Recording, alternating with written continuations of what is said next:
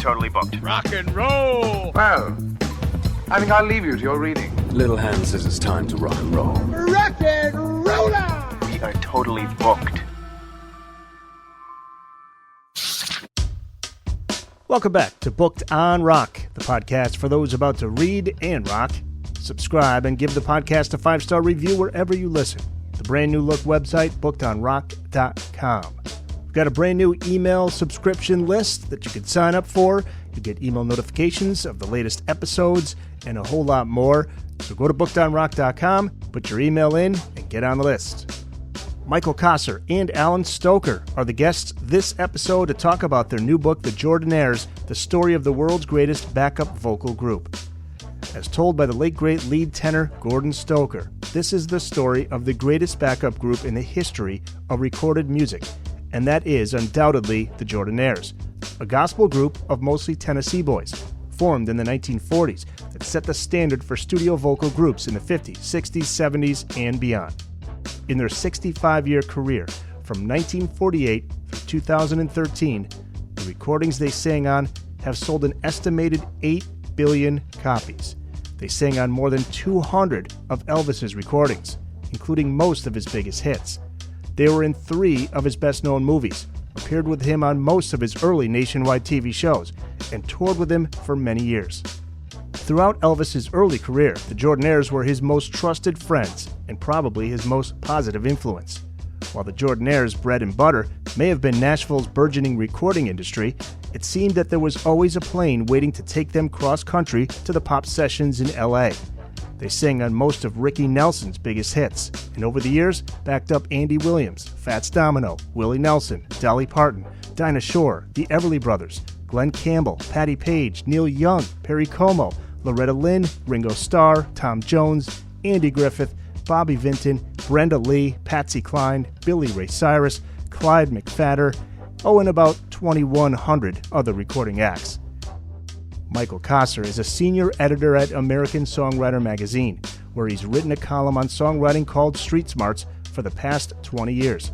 Since 1979, Kosser's songs have been recorded by George Jones, Barbara Mandrell, Conway Twitty, Tammy Wynette, Charlie Rich, and others. Many of his songs have appeared on the national country music charts. Alan Stoker is the son of Gordon Stoker. He's a Grammy-winning audio engineer, a musician, vocalist, and a music historian. He's the longtime legendary archivist for the Country Music Hall of Fame and Museum in Nashville, Tennessee. To listen to the songs Michael and Alan talk about in this episode, head over to the show notes page. Guys, thank you so much for being here. Thank you, Eric. Our pleasure. Appreciate it. If there was ever a book to be written on an artist, it is this one. Not just because Gordon is a legendary artist with so many stories, but from what Alan writes in the introduction, he had another rare gift, and that is the ability to tell great stories. And Alan, you write about hanging on every word of stories that you had heard many times before. He was such a good storyteller. You could listen to him again and again, but he never wrote a book. So this is clearly a passion project for you, Alan. Can you talk about why your dad never wrote a book and how important it is to you to have this book written? Well, it is true that he loved to tell stories, and every time the family would get together, myself and my brother also, who's just 3 years younger, kind of lived through this. We would always ask him, tell us again about that story of Elvis in Hollywood when he walked out of the soundstage, things like that. And he would go into these great stories. He had a lot of stories about other artists too, obviously, as the book, as you know from reading the book. Dad always said, we always told him he should write a book, but he never really had the patience or the time really to do that. He didn't reflect on it that way, but he would sit around and tell family. He was obviously proud of it and proud of his career and the things that he had done, but he just couldn't find the time to do a book. Well, he was busy right up until he passed. He was working, right? Yeah, he passed in 2013. I think the last show he did was in 2011. He was in a wheelchair even then, so he worked. Well, Michael, can you talk about what this experience was like for you, being able to compile all of these stories? I'm thinking that you may have had the challenge of trying to fit all of the stories into a reasonable amount of pages. I would think you probably could have written a series of books on Gordon's life. Was that a challenge for you? Well, here's what really made it a challenge. We got a lot of these stories from interviews that went on over at the Hall of Fame, and when they would interview him, they didn't necessarily say, well, the last interview that you did, you were doing this, that, the other thing. We'll start from there. So a lot of his interviews were, to some degree, the same material gone over before. So I'd sit here with all this material and I'd say, okay, which is the interview that's the best one? And I'm saying, but at the same time, you better not put two or three in the book and leave them there, So when we got to a certain point, I'd say to Alan, okay, I'm sending you some stuff. Do me a favor, check and look for repeats, and I'll do the same thing. Was it all from that one source, or was it also Alan from stories that you remember him telling you? It was both. There were about 8 or 9 interviews that he had done for the Oral History Project at the Country Music Foundation, starting in the early 70s, all the way through 2001, I think. So we had access to those, fortunately.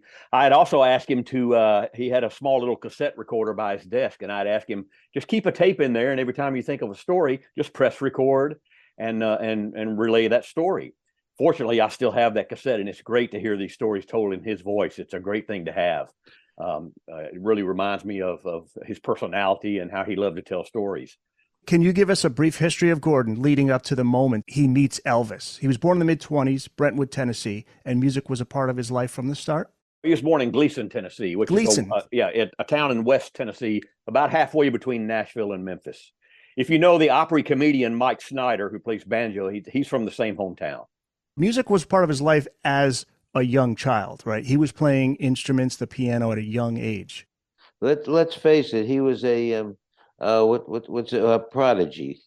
Yes. No doubt about that. And the interesting thing, I love it because this was a family. They were all very musical, but they weren't. It wasn't that they were this amazing family that, oh yes, he's going to be the greatest piano player in the world. All they knew that was that he, that he loved the music and he could do these things. And only gradually, I think, Alan, you can correct me if I'm wrong on this, but only gradually did it come across that he's going to be absolutely amazing.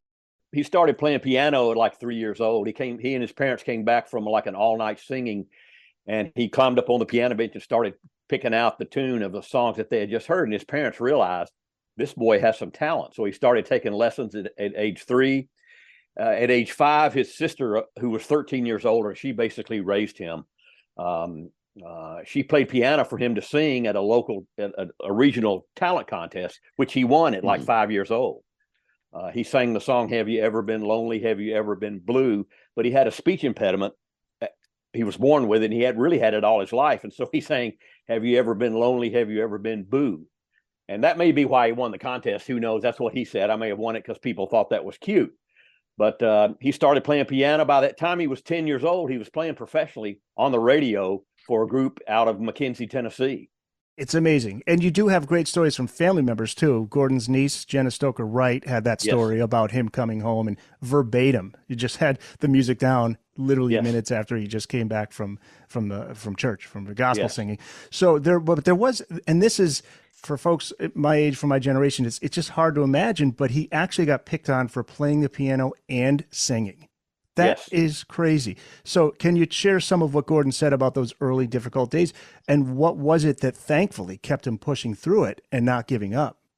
Well, he liked the attention he got from girls and older people. Other guys his own age picked on him. They were jealous. They were jealous. He was small. He was always small. I got a question for you, Alan. Yes. When you were a kid and growing up and so forth, or when Brent was a kid growing up, did you guys display any prodigious abilities? I mean, you wound up being a drummer, but you did a lot of singing, I know. Yeah, I did a lot of singing. Yeah, we sang. That didn't really come to the front as far as people recognizing me for that until high school.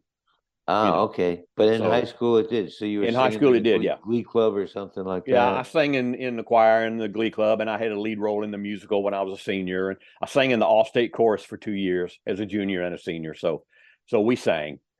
Music was in your genes. Music was in my genes. Brent and I, my brother and I, both took piano lessons, but it didn't really stick. I think if I had told Dad I wanted to learn to play "What I Say" by Ray Charles and maybe something by Jerry Lee, I might have stayed with it. Some kind of boogie gospel stuff, I probably would have stayed with it. But that's not, when you take it from a teacher, that's not what you learn. It's funny he didn't think that way.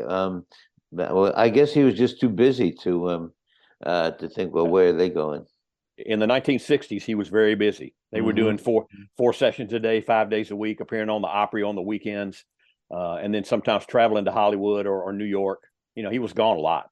I appreciate when I hear stories like your dad's where people are picking on him, but there's just nothing was going to stop him. Right. Did he talk about that? I mean, there was just never a point where he was going to give up. This was what he was going to do, what he was meant to do. The only time he really didn't consider it was after he got out of the service and he moved to Oklahoma City to live with his sister and her husband. And he started working for the post office. But he always thought then, man, I need to go back to Nashville. I miss it so much. I got to go back. And some of his friends here, Hoyt Hawkins, who later was one of the Jordanaire members, had a group, the Hawkins Brothers Quartet. And they said, man, you got to come back. Things are really great here. We've got a radio show. We'd love to have you. And that's when he decided, I'm going to go back and try to make a living out of playing music. Is his first professional gig at WPAD in Kentucky? Is that where he first starts earning steady money from performing? I believe so, yes. I mean, he was traveling around with that group from McKinsey. They were doing live shows, and they would take up a pass the plate, and they would take up money then. But he started working with that group, the Girls Harmony 4 out of Paducah. He was recording music, I think, was it for morning shows? No, it was a radio show. Okay, radio was real live. big. Oh, yeah. Yeah, this is way before television. Radio was the big deal then. And so Dad said he had permission to leave school on Friday at noon. He would travel to Paducah, do whatever things they needed to do. He would come back late Monday and by noon be back in school. And the teachers would allow him to do that. Wow, that is great of the teachers to do. Yeah, they knew he had talent. They knew. Yeah. Well, you did mention him going into the service, and there's a great story about how your dad goes into the service, and because they heard him performing on the local radio station morning show, I believe it was WSM, he was able to play piano there. The sergeant tells him, go on down to the officers club right now. They need a piano player. So what while he's there, he gets quite a bit of fan mail, right? Can you tell this story? Yeah, they got so much fan mail that they told him they were going to have to hire another postman at the base because he was getting so much fan mail. Dad has a whole sack. We have it now, a whole sack full of letters that he got. Oh, that's cool. Some of them are pretty funny. We've given a lot of them to the Country Music Hall of Fame, but we still have some of them. Some crazy ones. Did you get some female fans? Yeah. Yeah. I told Missy that I saw you and waved to you, but now she says I didn't. Would you please tell her that I did? Those kind of things, Yeah. Oh, man. Yeah. Michael, I'll go to you. When and how did the Jordanaires form, and can you talk about the origin of the group's name? There was a bunch of guys in Springfield, Missouri.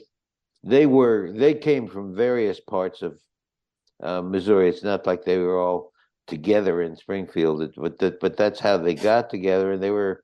Well, they were one family. They were the Matthews family, right? Right, the Matthews brothers. They were the brothers of a preacher there in Springfield. I think two of them were much more into the business than the two of the others who wound up being preachers, right? Yes. The two who stayed wound up, looking for more, and eventually they found more. And they were four guys, but actually, it was five. A quartet very often had five people because one of them was playing piano. And in this case, the piano, did he get drafted at that point? One of the Jordanaires, Bob Hubbard. It had Monty and Bill Matthews were the two Matthews brothers that ended up being in the group, and they moved to Nashville with a guy named Bob Hubbard and Cully Holt, the bass singer. Cully was a really good bass singer and sang later in the studios. I don't know if you've heard the Johnny and Jack song, "Oh Baby Mine." Sure. He's singing. I get so lonely when I'm Dream. Yeah, sure. Right. Oh, baby mine. Mhm. Yeah. So Cully, after he left the group, he continued to sing a bit in the studio. He left he was playing with the John Daniel Quartet in the morning. They said, hey, he's being drafted. He's going to be in Tullahoma. I've forgotten the name of the fort in Tullahoma. If you can, write Hugh Gordon is what they called him. Write Hugh Gordon a letter or two.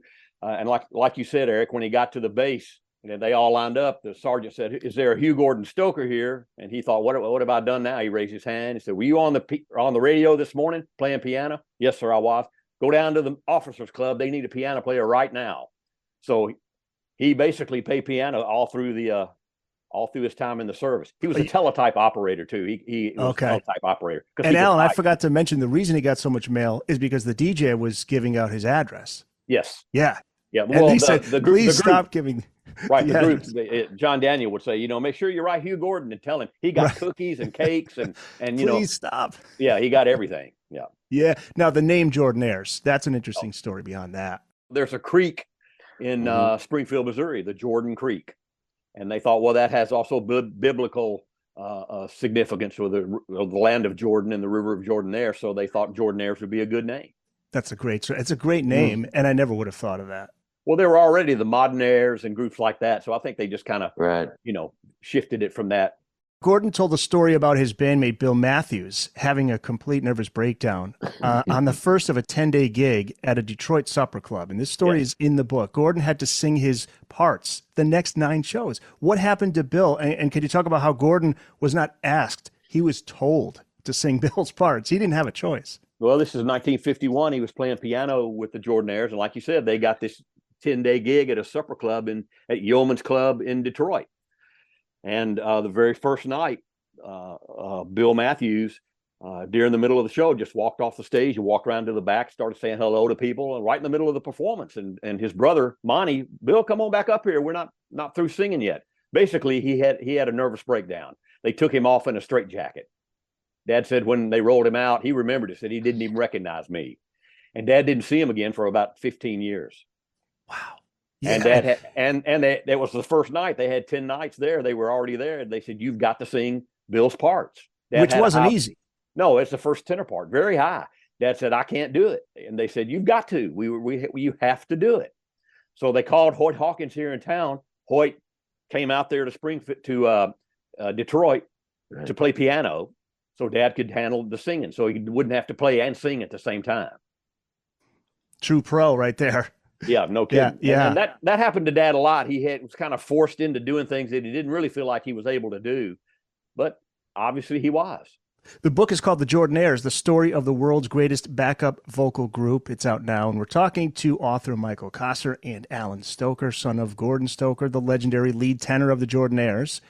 Gordon and the Jordanaires meet Elvis on a hot August night in 1955. What did Gordon have to say about that night, his impressions of Elvis, and how that led to the legendary working relationship that Elvis had with the Jordanaires? They had been working in 1955. They had done this TV series with Eddie Arnold, which they were filming in Chicago. They would leave Nashville on Saturday and go up to film on Chicago on Sunday, come back on Monday. It had to be a rough thing to do. The show was called Eddie Arnold Time. It featured Betty Johnson. Ed Asner was also on it. Later, wow. Mary Tyler Moore show. Betty Johnson, I think I mentioned her. Also, it had Hank Garland was in it, the great musician, great guitar player. But they were they were traveling around the South promoting this TV series, Eddie Arnold Time, and they appeared in the summer of 1955 in Memphis at the Ellis Auditorium. Eric, have you ever heard of Betty Johnson? The name I've heard of, but I can't say I'm too familiar. Back in the, I guess it was the 50s, Betty Johnson got a major record deal, and she actually had a couple of big hits, including a song called "The Little Blue Man." I just wanted you to know that she did have her day in the sun too. She certainly did. And Elvis came backstage at the Ellis Auditorium to meet them. Dad says he came back really to meet us. He didn't come back to meet Eddie Arnold. And Dad said he remembered him because he had on a pink shirt and black pants with a white stripe down the side, like bowling pants. Dad said guys just didn't wear a pink shirt and outfits like that. And that's how they remembered him. and he told them, he said, I'm on a small little label now. Obviously it was Sun. I'm on a small label now. If I ever get a major record label contract, I want the Jordanaires to back me up. Man, and Dad always said, I'm really grateful that I said, sure, we'd love to do it. He might've said, they could have said, we don't like guys in pink shirts or whatever, but that wasn't who they are. That wasn't the kind of people that they were. They said, sure, we'd be happy to. I can remember in junior high school, the tough guys, we used to call them rocks, R-O-C-K-S, rocks. They would wear perhaps pink shirts and pants with saddle stitching down the sides, and it might have been that kind of look that that Elvis was doing. But in my hometown, all the Italian kids dressed like that. Well, yeah, I was gonna say I could just see it in my mind because we've all seen pictures of Elvis back in the 50s, just looking so cool, man, with the hair and just the style, and he just embodied all that was cool for teenagers. Parents, not so much. Not so much. Yeah. So, but so then they start working together soon after that. Yeah, right? the first RCA session, which was in, I think, January of '56. Chet Atkins hired the musicians, but he didn't hire the Jordanaires. He hired my dad and then two of the Spear family, Ben and Brock Spear. Chet had just signed the Spear family to RCA Records, and I guess he was trying to give them some work. But they got to the studio, and Elvis knew Dad. He said, "Where are the?" He stuttered. "Where are the other Jordanaires?" He said, "Well, Chet didn't hire him," and Elvis never really liked Chet from that moment on. That's quite a story. Yeah, they had a falling out at that point. Now, Chet Atkins was the head of RCA in Nashville, right, at that time? That's correct. Yes, and he produced the records too. Well, that's what they say. Really, Elvis pretty much told everybody what he wanted. The term producer is a term that kind of evolved its way into the industry. Before that, they'd refer to them as music directors or something like that. So you didn't necessarily, over the years, the Nashville sessions have a certain kind of, what's the word, informality about them. So, for example, this guy may be the producer of this particular session, but the guy who's really doing it may be what do we call the guy, Alan? He was one of the session players. He's the leader, the session leader, right? Session leader, yeah. So the producer basically, and it varies very much between them, depending upon the guy. Some producers, basically, the only thing they do is at the end of it say yes or no. Right. And others of it are right in there. Like Larry Butler was always right in there with them. All the session players telling them what to do. Yeah, Chet was more laid back in a session. Right, he made sure everybody was in tune. He made sure they started on the downbeat correctly. That that the record was going to sound like he wanted it to sound. But as far as the arrangement, I don't think he had much to do with it. Right. Now, Owen, on the other hand, he was much more active. Owen Bradley was much more active in the creation of the arrangement. Yes. He'd sit down. Everybody'd walk, stand around him, and he start playing the piano, and he's telling them. No, he accepted. Because I was at those, and he'd certainly accept ideas, and anybody, when the Jordanaires were there, Neil was going to get his 2 cents in. Neil Matthews, yes, arranger. Yeah, Jordanaires arranger. Yeah. And that, by the way, that Neil was not related to those Matthews brothers. He had nothing to do with them. They worked with Don Gibson on "Oh Lonesome Me" and "I Can't Stop Loving You." Those are 2 hit singles, top 10 singles, and written by Don on the same day. Wow. Yeah, and there's a part on "Oh Lonesome Me" that your dad and the Jordanaires did that you like. It's I don't know. It's the Bada. Yeah. Can you talk about what your dad said about how he and the guys would come up with vocal tricks every time they were asked to? Yeah, well, Neil Matthews, who was the second tenor, he was really the arranger of the group. He would listen to the demo and he would kind of come up with what they were going to sing. Neil took a lot of his inspiration from horn parts that were on big band songs. And also some of the doo-wop things that were going on at the time. He certainly was aware of all that. So he would just come up with what they thought would work for the song. And if they needed to do bada wada wadas, they would do that. If they needed to bray like donkeys, they would do that. If they needed to march, like in the Battle of New Orleans by Johnny Horton, they would do that.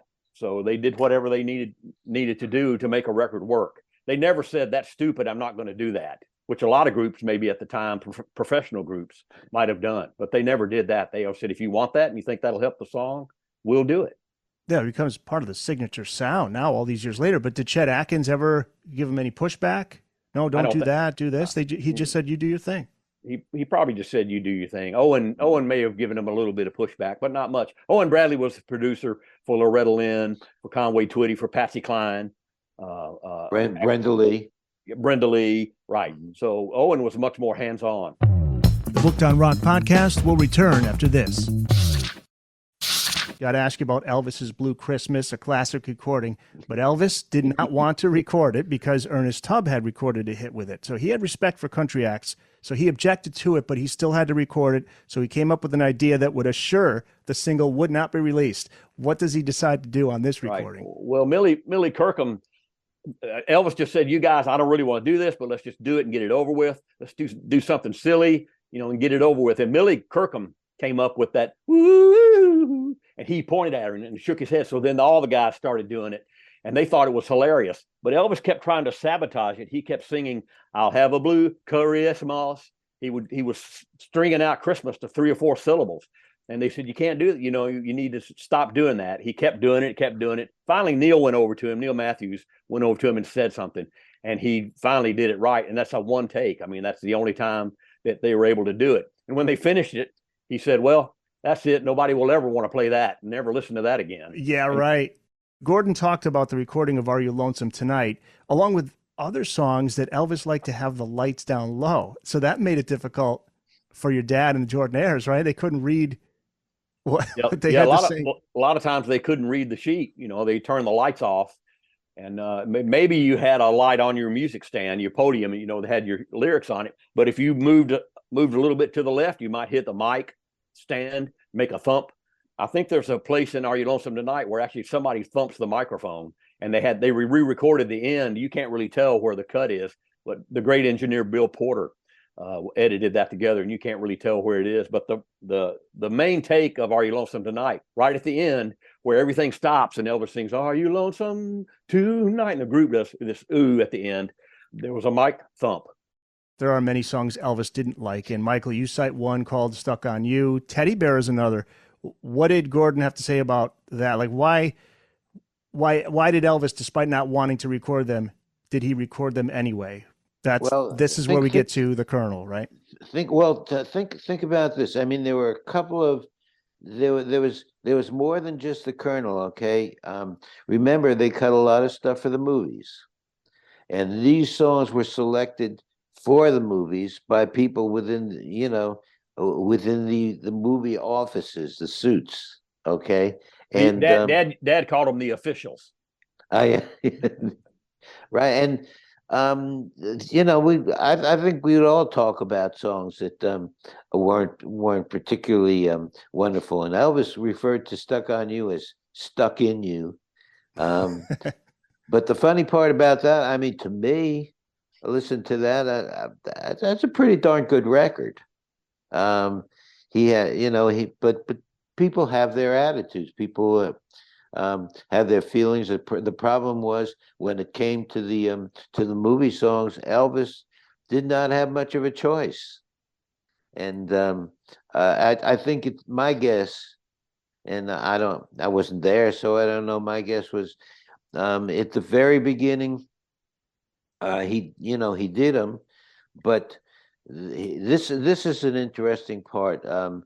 They cut one session or one set of sessions in New York. All the other, almost all the other stuff was either cut in L.A. for the movies or cut it in Nashville. In Nashville at Studio B, RCA. You'd be amazed at how many songs were cut in Nashville, not for the movies, but of course there was 28 movies, and they and that stuff was cut mostly out there. If it hadn't been for the movie situation, I'm not sure that they would have wound up doing the all those Rick Nelson records. That's a good story. Yeah. They were out in Hollywood doing a soundtrack for a movie, and they're staying at the Knickerbocker Hotel, and it was a knock on the door, and Neil opened it, and it was Rick Nelson. He said, "Hi, I'm Ricky Nelson." And of course, they all said, "Well, yeah, we know who you are. Ozzy, the Adventures of Ozzy and Harriet were huge. It was huge then." Mm-hmm. So they became pretty good friends with Rick, and Ozzy, being a really smart, Ozzy Nelson, Rick's dad, being a really smart businessman, knew that he could get the Jordanaires to sing on Rick's records if he waited till they came out to Hollywood to record it with Elvis. He wouldn't have to fly them out there himself. So he would wait till they would come out. Then they did a lot of overdubs on a lot of Ricky Nelson recordings when they were out there doing the soundtrack for the movies for Elvis. And I mean, they're on Poor Little Fool and It's Late and Lonesome Town and Traveling Man. He had a lot of hits, just one after another. The Jordanaires had an incredible influence on pop records and rock and roll. It was at a time when we had Top 40. They called it Top 40, and that was a great time in rock and roll because, and guys, I was there. I think radio at that point, they didn't know. Now I don't think they know now, but they do believe that they know, and therefore radio basically is telling country what they want to hear from them.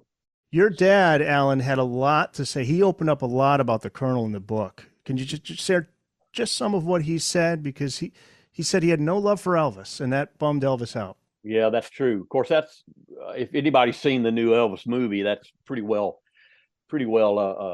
mentioned there. Of course, that movie is really a caricature of everybody, but there is some truth in there. Personally, my dad liked the Colonel. He said he always treated him, everything he said he was going to do for him, he always did, but that he was kind of a con artist. He was a crook. If you didn't watch him, he might try to take advantage of you. There was a time when, and it's mentioned in the book, when the Colonel said, "I can hypnotize anybody and get them to do my bidding." And Dad said, "Well, you can't hypnotize me." And he said, "Yes, I can. Watch." And so he tried to, hypnotize my dad. He said, "When you wake up, you won't remember that I've hypnotized you." And he snapped his fingers, and Dad said, "You didn't hypnotize me." And Colonel just went on, to the next person he thought he could trick. The next mark. The next mark. Yes. I've heard Eddie Arnold say the same thing. Eddie was, the Colonel was Eddie Arnold's manager also, right, before he managed Elvis. The Colonel was a millionaire from Eddie Arnold before he ever started. And Hank Snow too, right? And he worked with Hank Snow in All Star Attractions. So he was a wealthy person before he started working with Elvis. Obviously, he saw the dollar signs there. But the reason your dad and the Jordanaires quit working with Elvis was because of the Colonel, and that was the same reason your dad said that Elvis died so young. 2 shows a night in Vegas. Well, yeah, that's hard for anybody, to do that. The quality of his performance was so important to him. So to do 2 shows, was too much. Like he couldn't get out there. Yeah. Now is that what leads to the drug abuse with Elvis? Is he trying to?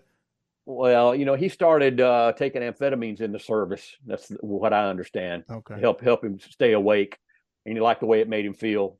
It's a different time than it is now. Everybody knows amphetamines are bad, downers are bad for you, and there's also places where you can go and get help if you have an addiction. That didn't exist for Elvis at that time. You could go to the sanatorium and dry out, but mostly that was for drinking, which Elvis never really had a drinking problem. And he had a lot of yes people around him. He had a lot of yes people. Oh yeah, he had a lot of yes people around him. Dad was always astounded by that, When was the last time he talked to Elvis? Did he ever talk to you about that? Yes. He saw Elvis the summer of 1976. There was a national quartet convention here in Nashville at the Municipal Auditorium downtown. And Elvis was in a trailer off to the side with a window and had a speaker inside the trailer. And he was listening to the gospel groups that were singing. One of the security guards at the auditorium called my dad, said, "Elvis is down here." Dad got in the car, went down there. He went in the trailer. Said Elvis put his arms around him. They spoke for a good long time, but he said he looked terrible. Actually, he came home and told my mom, said he looks terrible. I don't think he's going to be around much longer. And he died the next summer. And he loved your dad. He loved the Jordanaires. He was loyal to them, and he he wanted them every step of the way. So I'm sure he was bummed when your dad said, we can't do Vegas. Yeah, he wanted them to do Vegas. They called and said, how much money do you need to do Vegas? And Dad looked on the books, and they already had I think for that 2 week, I don't remember how long it was, the opening 2 weeks, they had like 30 sessions already booked. And he said, well, that's, we could sleep in our own beds at home and eat home food when we're in town. He said, if we're going to do that, we need this much money. And Tom Diskin, who was the colonel's assistant, said, we can't even begin to pay you that. I looked it up, and the groups were making, the Imperial started with him when the Jordanaires couldn't do it. And I think the pay was like $86 a day, something like that. Dad always said he was too nice, that he should have stood up for himself more against the colonel, against the movie people. He should have stood up more for himself, but he just said, if that's what they want to do, let them go ahead and do it. I don't want to fight it. Well, they worked with him from 56 to 72, right? 1956 to 1972, live appearances, recordings, feature films. They also had an incredibly successful career with many other artists. They appeared on all of Patsy Cline's Decca sessions from 1960 to 63. Yes. Correct me if I'm wrong here. They recorded with Ringo Starr, Rick Nelson, you mentioned, Kenny Rogers, Conway Twitty, Barbara Mandrell, Johnny Cash, Don McLean, Dolly Parton. The list goes on. Yeah, George Jones, Tammy Wynette. Almost all of the songs they learned and arranged on the spot in the studio, and usually recorded within an hour of the first time they hear the song. What of some of your favorite stories Gordon had? Like there's one about Waylon Jennings' Only Daddy That'll Walk the Line, where Gordon used his hand to vibrate his throat. Yeah, they had tried to. Waylon had a really wide vibrato, and that part where he goes, "Only Daddy That'll Walk the Line." Nobody could really get it to try to match the way Waylon was doing. You did that very well, Alan. That's good. Thank you. I practiced it before the. No, I didn't. So Dad said, well, I can do it, but I don't want anybody watching me because it'll make me laugh. And so he went in the studio, and they put some baffles up, and he actually held his fingers up against his throat and moved them up and down so he could get the same vibrato that Waylon got. Old school, no technology needed, no auto-tune or whatever they have these days. I also want to say that Neil Matthews came up with what's now known as the Nashville number system. It's a way of charting, of making notes of chords that are in the song using numbers. And Neil also used shape notes, but they were using it for a couple of years before any other musician started using that. And now it's all over the world. The musicians in studios all over the world use that number system.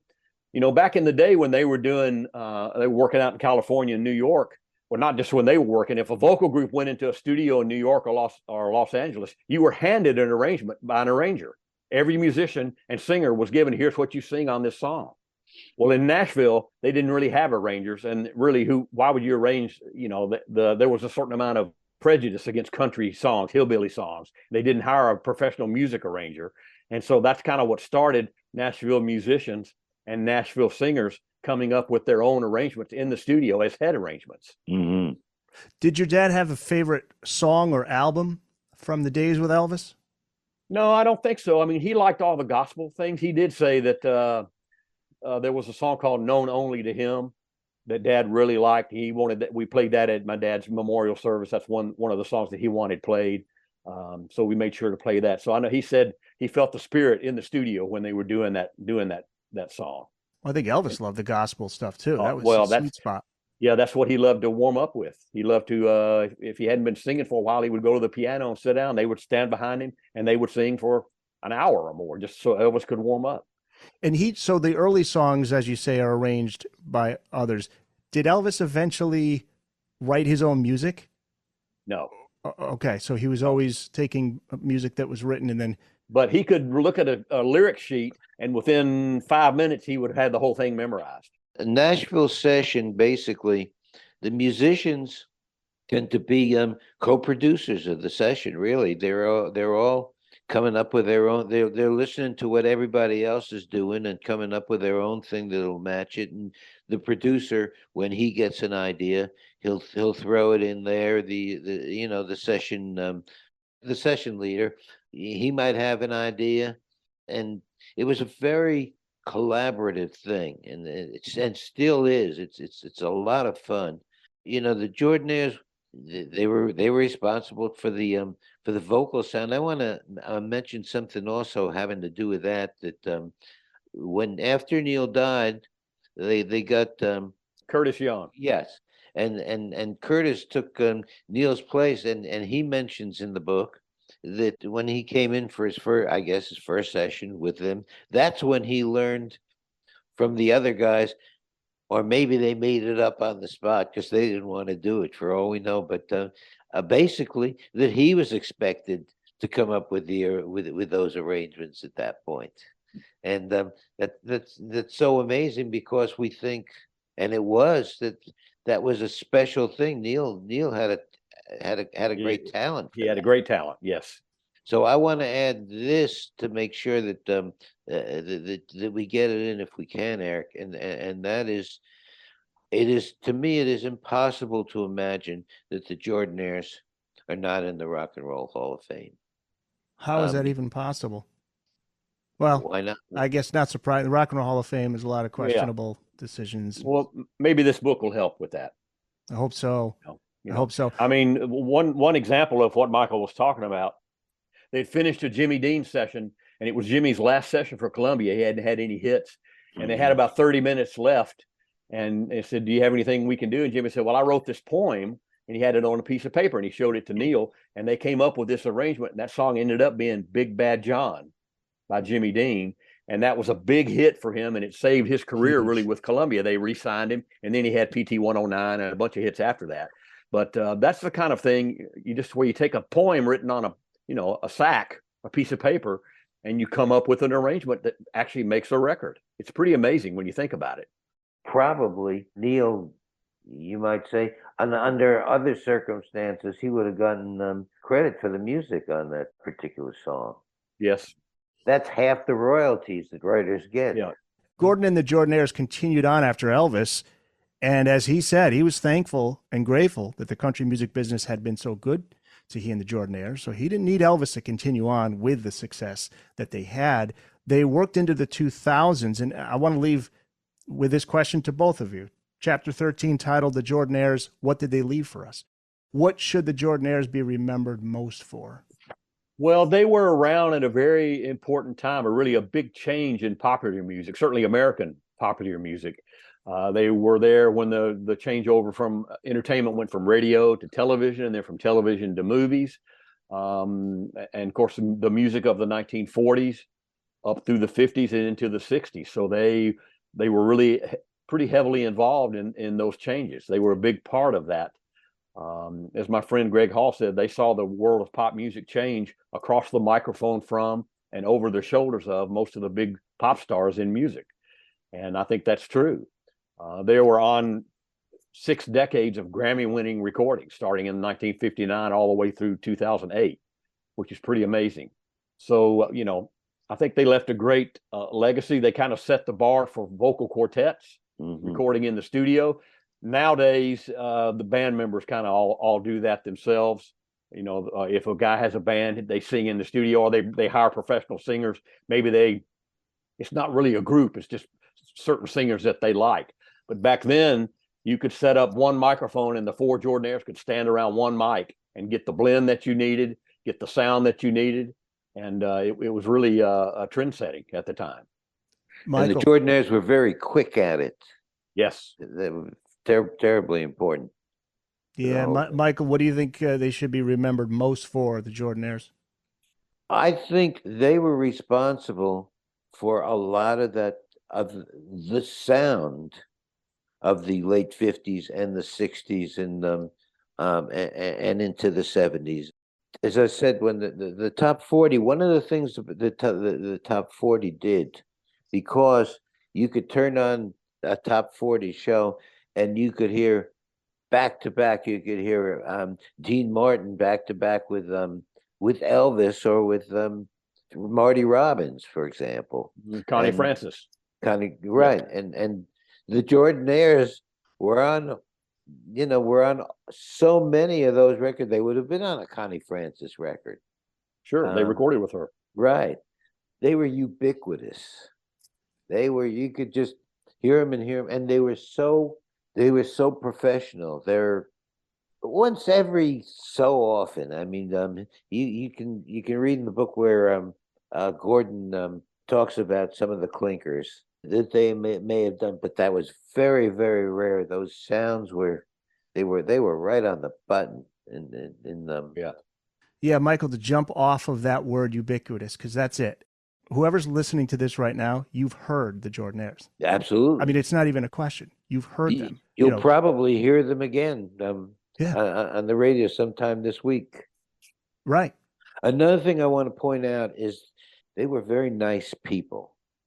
I met them when I guess my second cut after I came to town as a songwriter was a Kitty Wells cut, and I came in, and what Owen Bradley would do very often, if the people were people they liked, he'd call the publisher, hey, would your songwriters like to come in and watch the session, and yes, indeed. I'd been in town maybe a year or two, and I couldn't believe we're going to do what with whom, and we came in there, and there they were, and I think I said in the book, it felt as if they'd known us all their lives. They were basically naturally kind people. They could here an act comes in, it's their first session, and they're nervous as can be. The Jordanaires could calm them down. It was that way. That's great. Yeah, the Jordanaires, the story of the world's greatest backup vocal group, and it is out now through Backbeat Books. Available wherever books are sold. Any websites that you want to get out there that people should visit, or social media pages? You guys active with social media? Alan is.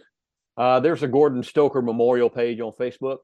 Okay. We haven't posted a lot lately since a lot of the stories are in the book. There is a Jordanaires website. It's run by Ray Walker, the bass singer that started with them in 1958. But you should get the book. That's really the thing that's going to help you. I prefer that you order it from your local bookstore, but it's available on Amazon also. This was great, guys. Thank you so much for being on the podcast to talk about this book. Really appreciate it. This was a great interview. Thank you very, very much, Eric. Thank you, Eric. It was great.